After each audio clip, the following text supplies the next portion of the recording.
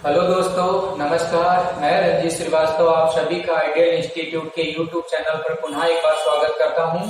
दोस्तों, आज हम लोग संविधान विषय का एक टॉपिक पढ़ेंगे जिसका नाम है भारतीय संविधान के विदेशी स्रोत। भारत का जो संविधान है उसमें किन किन देशों का योगदान रहा है, हमने किस देश से किस चीज को अपने संविधान में ला करके जोड़ा है, इन्हीं बिंदुओं पे आज हम लोग चर्चा करेंगे और एक ट्रिक के माध्यम से इनको समझने का प्रयास करेंगे।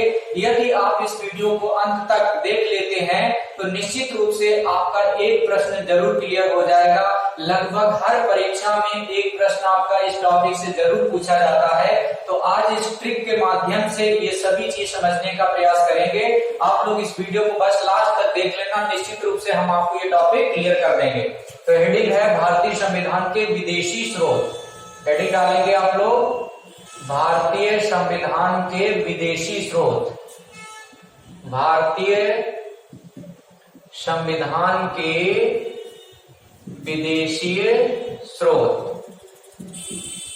ठीक, इसका मतलब ये है कि हमने अपने संविधान में किस चीज को किस देश से लिया है ना, किस चीज को हमने किस देश से ला करके अपने संविधान में ला करके जोड़ा था। चीजें तो बेटा बहुत सी आई हैं, लेकिन यहाँ पर हम मेन चीजों को जानेंगे।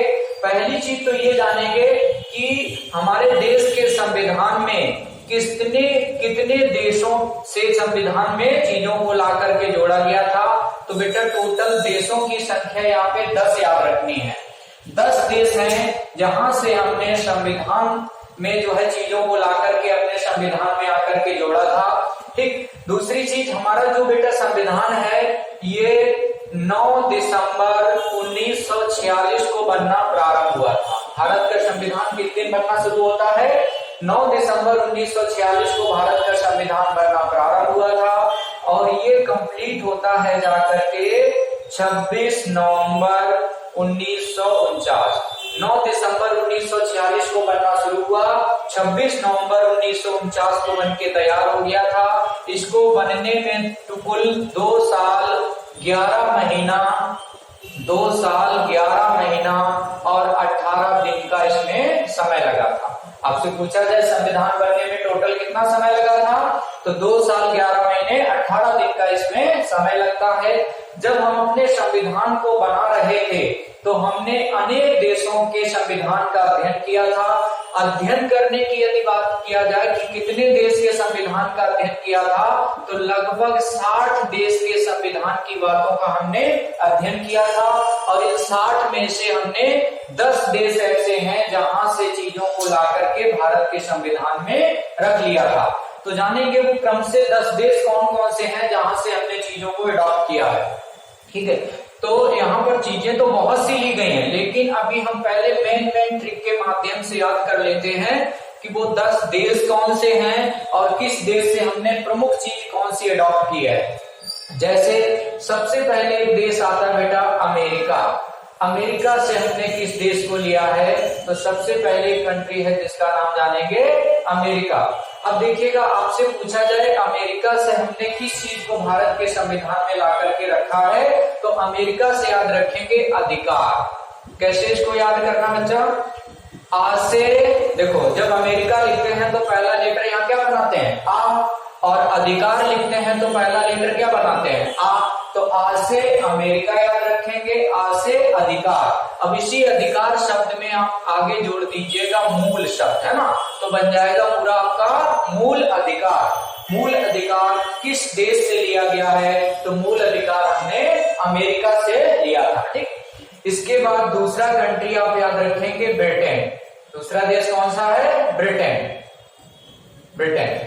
तो दूसरा देश आपको याद रखना है ब्रिटेन। ब्रिटेन से हमने किस चीज को लिया है, तो ब्रिटेन से हमने लिया था बेटा नागरिकता। ब्रिटेन से क्या लिया है?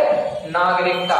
इसको चलो कैसे याद रखना है, कैसे समझना है। ब्रिटेन में एक शब्द निकल के आ रहा है ट्रेन। अगर यहाँ पे ये वास शब्द हटा दें तो यहाँ पे ट्रेन शब्द की उत्पत्ति हो रही है। ट्रेन में बेटा कौन बैठता है, तो ट्रेन में बैठते हैं लोग, और वो लोग किसी ना किसी देश के नागरिक होते हैं, है ना। तो ऐसे को रिलेट कर लीजिएगा। ट्रेन में कौन बैठता है? लोग बैठते हैं, वो लोग कहीं ना कहीं के नागरिक नागरिक होते हैं, तो ट्रेन से पूरा शब्द बना देंगे ब्रिटेन। जैसे ही ब्रिटेन शब्द आए तो आपके दिमाग में आना चाहिए ट्रेन। ट्रेन में कौन बैठता है? ट्रेन में बैठते हैं नागरिक, है ना, या कहेंगे लोग बैठते हैं, वो लोग कोई कहीं ना कहीं के नागरिक होते हैं। तो ऐसे आपस में इसको कोरिलेट कर लीजिएगा। ब्रिटेन से हमने क्या चीज लिया है? ब्रिटेन से हमने नागरिकता का प्रावधान लिया है। भारत में जो नागरिकता का प्रावधान है उसे ब्रिटेन से लिया गया है, और भारत के संविधान के भाग 2 में अनुच्छेद 5 से 11 में नागरिकता से संबंधित सभी उपबंधों को वर्णित किया गया है। तो इस प्रकार से ये दूसरा देश आपने याद कर लिया है ब्रिटेन। ब्रिटेन से क्या लिया? नागरिकता। इसी क्रम में अगला देश एक याद रखेंगे। यहाँ पे ये जो देश मैं आपको समझा रहा हूँ, इनका जरूरी नहीं कि आप इसी क्रम से आप बताएं, इनका क्रम कोई भी हो सकता है। आपको कुल मिला के ये 10 देश जानने हैं कि 10 देश कौन कौन से हैं, और हमने इन देशों से किसी कहां से क्या चीज ली है। ठीक है, इनका क्रम कोई भी इधर उधर हो जाए कोई प्रॉब्लम नहीं। तो पहला देश हमने एक समझ लिया अमेरिका। अमेरिका से क्या लिया? मूल अधिकार। फिर दूसरे नंबर पे हमने पढ़ा ब्रिटेन। ब्रिटेन से क्या लिया? नागरिकता का प्रावधान। अगला देश एक हम पढ़ेंगे जिसका नाम है कनाडा। कौन सा देश पढ़ेंगे? कनाडा। कनाडा से हमने क्या लिया है? तो कनाडा से हमने लिया बेटा संघात्मक शासन व्यवस्था। संघात्मक शासन व्यवस्था। संघात्मक शासन व्यवस्था। संघात्मक शासन व्यवस्था कहां से लिया गया है? तो संघात्मक शासन व्यवस्था कनाडा से लिया गया। चलो अब इसको याद कैसे करना है देखिएगा। जैसे यहाँ पे एक शब्द लिखा कनाडा, तो कनाडा में का हटा देंगे, केवल नाडा शब्द याद रखेंगे। नाडा शब्द को बना दीजिए बेटा नारा, है ना। नाडा शब्द से आपने निकाल लिया नारा। नारा जो है हर पार्टी का, हर संघ का कोई न कोई एक नारा होता है। तो यहाँ संघात्मक शब्द से केवल संघ शब्द अलग करेंगे। संघ मतलब एक यूनियन होता है, एक पार्टी होती है, तो हर पार्टी का कोई न कोई एक नारा होता है। हर पार्टी का क्या होता है? कोई न कोई एक नारा होता है ना। तो जैसे ही संघात्मक शासन व्यवस्था शब्द आए तो यहाँ से संघ शब्द लेंगे। संघ का क्या होता है? नारा। नारा को बना देंगे नाडा। नाडा को पूरा शब्द बोल देंगे कनाडा। तो ऐसे आपको याद हो जाएगा कि कनाडा से हमने क्या लिया है? कनाडा से हमने संघात्मक शासन व्यवस्था को लिया है। उम्मीद करते हैं ये ट्रिक आपको अच्छे से समझ में आ गई होगी। चलिए इसी क्रम में अगला देश आता है आपका जिसका नाम है फ्रांस। अगला देश है बेटा जिसका नाम है फ्रांस। अब देखेंगे फ्रांस से हमने क्या चीज लिया है? तो फ्रांस से हमने लिया है गणतंत्रात्मक शासन व्यवस्था। गणतंत्रात्मक शासन व्यवस्था। गणतंत्रात्मक शासन व्यवस्था ये आपकी फ्रांस से आई है ना। चलो अब इसको याद कैसे करना है? इस फ्रांस शब्द से आप बना देंगे एक शब्द फंसे। फ्रांस से एक शब्द ले लेंगे फंसे। ठीक, आप लोग बहुत से विषय पढ़ते हैं, एक विषय ऐसा है जिसमें अक्सर लोग फंस जाते हैं। वो विषय कौन सा बेटा? गणित। तो गणतंत्रात्मक में एक शब्द निकल के आ रहा, देखो यहाँ पे पूरा गणित तो नहीं निकल रहा, लेकिन गणतंत्रात्मक में 3 शब्द केवल लेंगे, गणत। गणत। अब इसी गणत शब्द को बना दीजिएगा गणित। गणत शब्द को क्या बना देंगे? गणित। गणित विषय में ही सामान्यतः लोग फंस जाते हैं। तो जैसे ही गणतंत्रात्मक शासन व्यवस्था नाम आए तो गणतंत्रात्मक से आप शब्द ले लीजिए गणित, और गणित को बना देंगे, गणित में ही फंसते हैं। और जैसे ही फंसे शब्द याद हो जाए तो एक देश बना देंगे फ्रांस। अर्थात फ्रांस से हमने क्या लिया है? गणतंत्रात्मक शासन व्यवस्था को लिया। तो ऐसे कोरिलेट करते हुए याद करोगे तो कभी भी आपका प्रश्न गलत नहीं होगा, एग्जाम में सही हो जाएगा। और हम लोग चाहते हैं कि बस एग्जाम में मेरा सही हो जाए। ठीक, कैसे हमने याद किया ये मायने नहीं रखता है। मायने रखता है कि परीक्षा में आपका प्रश्न सही होना चाहिए, है ना। चलो तो फ्रांस से क्या लिया है? गणतंत्रात्मक शासन व्यवस्था। कनाडा से क्या लिया है? संघात्मक शासन व्यवस्था। इसी क्रम में अगले देश का नाम लिखते हैं हम लोग ऑस्ट्रेलिया। कौन सा देश लिखेंगे? ऑस्ट्रेलिया। चलिए देखिएगा ऑस्ट्रेलिया से हमने क्या लिया है? तो ऑस्ट्रेलिया से बेटा आया था समवर्ती सूची। ऑस्ट्रेलिया से आया था समवर्ती सूची, कॉन्क्रीट लिस्ट। ठीक है, समवर्ती सूची का प्रावधान किस देश से लिया गया है? तो समवर्ती सूची का प्रावधान ऑस्ट्रेलिया से। चलो अब इसको देखो याद कैसे करना है। समवर्ती शब्द में एक यहाँ पे शब्द लिखा है सम, और गणित में सम विषम संख्याएं आपने पढ़ी होंगी। तो सम संख्या कौन कौन सी होती हैं? 2 4 6 8 है ना। विषम संख्याएं कौन कौन सी होती हैं? 1 3 5 ये विषम होती हैं। तो यहाँ शब्द आया सम, तो पहली सम संख्या कौन सी है? 2। पहली सम संख्या कौन सी है? 2। अब देखो बेटा, ये संख्या जो 2 निकल के आई है, अब ऑस्ट्रेलिया में केवल एक शब्द ले लो, ट्रेलिया। ऑस्ट्रेलिया में आंस हटा दीजिए, केवल ट्रेलिया लेंगे, और ट्रेलिया को बना दीजिए आप ट्राली। ट्रेलिया को क्या बना देंगे? ट्राली। जो ट्रैक्टर की ट्राली होती है उसमें कितने पहिए लगे होते हैं? उसमें बेटा 2 पहिए लगे होते हैं। उसमें कितने पहिए लगे होते हैं? 2। तो जैसे ही ट्रेलिया शब्द आए तो उसको बना देना ऑस्ट्रेलिया, है ना। ऑस्ट्रेलिया में हमने निकाला क्या था? ट्रेलिया। ट्रेलिया बना दिया ट्राली। ट्राली में कितने पहिए होते हैं? 2।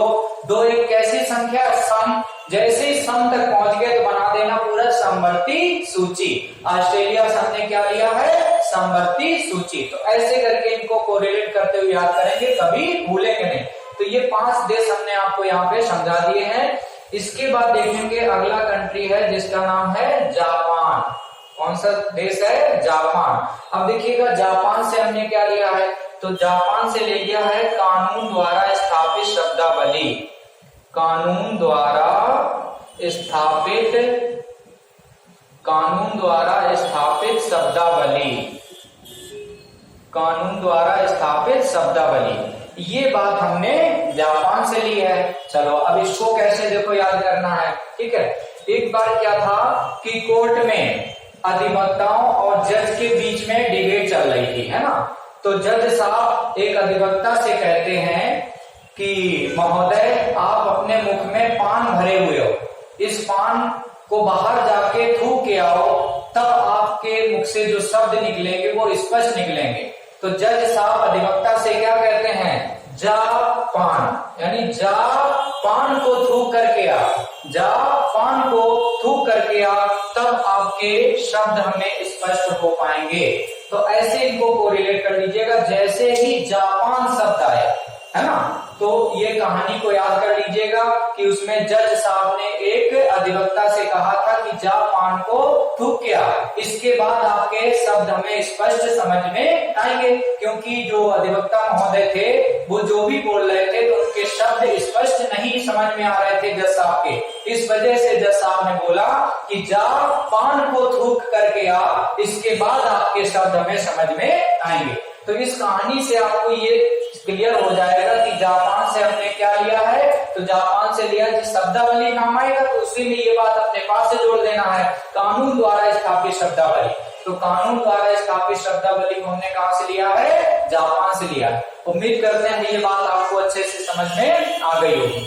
तो इस प्रकार से हमने 6 देश समझ लिए हैं। इन 6 देशों से किस देश से क्या चीज लिया गया। इसी क्रम में अगला देश है, अगला देश लिखेंगे बेटा जिसका नाम है जर्मनी। अगले देश का नाम लिखेंगे 7वें नंबर पे जर्मनी।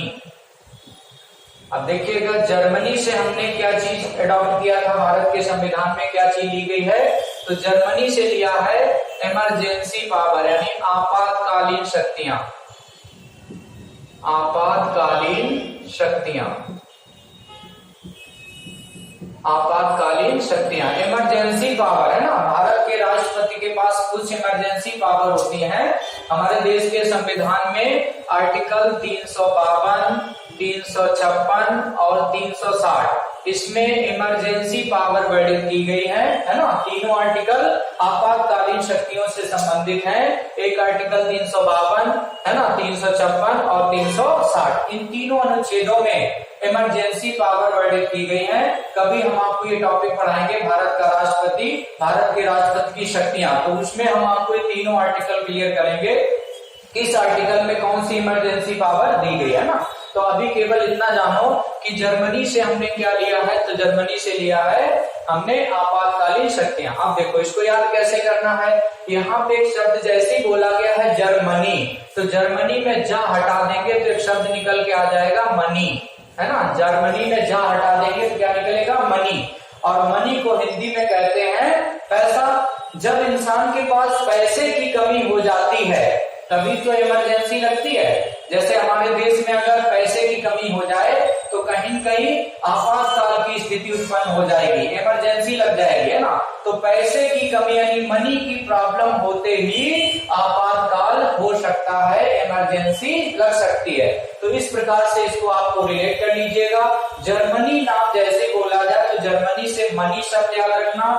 मनी की समस्या होते ही क्या होता है, मनी की समस्या होते ही आपातकाल लग जाता है, इमरजेंसी की कंडीशन उत्पन्न हो जाती है। तो इस प्रकार से जर्मनी से बेटा क्या लिया गया, आपातकालीन शक्तियां ली। ठीक है, तो इस प्रकार से हमने 8-7 देश समझ लिए। अगला देश जानेंगे जिसका नाम होगा आयरलैंड। तो अगले देश का नाम लिखेंगे इसी क्रम में, आयरलैंड। अब देखिएगा आयरलैंड से हमने क्या लिया है, तो आयरलैंड से हमने लिया है नीति निदेशक तत्व। नीति निदेशक तत्व, नीति निदेशक तत्व, ये आयरलैंड से लिए गए, है ना। चलो अब इनको देखो कैसे याद करना है।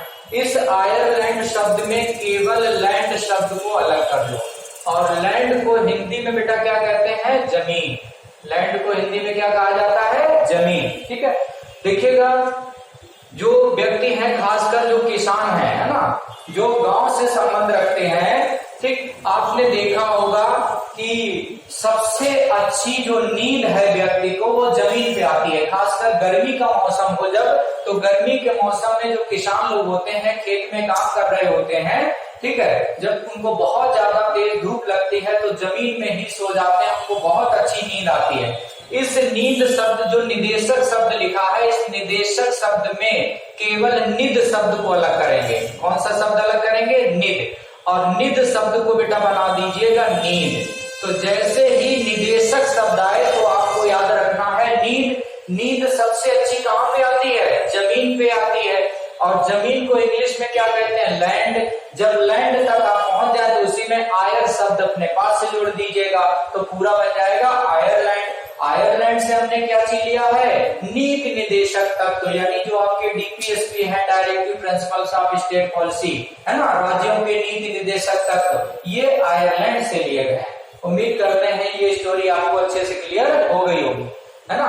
जब परीक्षा में प्रश्न आएगा तब देखिएगा आप आराम से आपका प्रश्न सही बनेगा। बस इसी स्टोरी को केवल अच्छे से समझना है और अपनी कॉपी पे नोट कर लीजिएगा और एक दूसरे कैंडिडेट से इस पे आप अपना डिस्कस कर लीजिएगा, तो हमेशा हमेशा के लिए टॉपिक आपका क्लियर हो जाएगा। ठीक है, इसके बाद देखेंगे अगला देश है जिसका नाम है दक्षिण अफ्रीका। अगला देश है जिसका नाम है दक्षिण अफ्रीका। अब देखिएगा दक्षिण अफ्रीका से हमने क्या लिया है, तो दक्षिण अफ्रीका से हमने लिया है संविधान संशोधन प्रक्रिया। संविधान संशोधन, संविधान संशोधन प्रक्रिया। इस संविधान संशोधन प्रक्रिया को कहां से लिया गया है, दक्षिण अफ्रीका से लिया है। चलो अब देखो इसको याद कैसे करना है। जैसे ही दक्षिण अफ्रीका नाम आए तो इस अफ्रीका शब्द में फ्रीका शब्द को अलग कर लो। कौन सा शब्द अलग करेंगे, फ्रीका। और फ्रीका शब्द से एक नया शब्द बनाएंगे फेर। फ्रीका शब्द से क्या बनाएंगे, फेर। फेर मतलब होता है फेर बदल करना यानी चेंज करना। ठीक है, तो यहीं पे देखिएगा यहाँ पे एक शब्द लिखा है संशोधन। संशोधन मतलब क्या होता है, बदलना।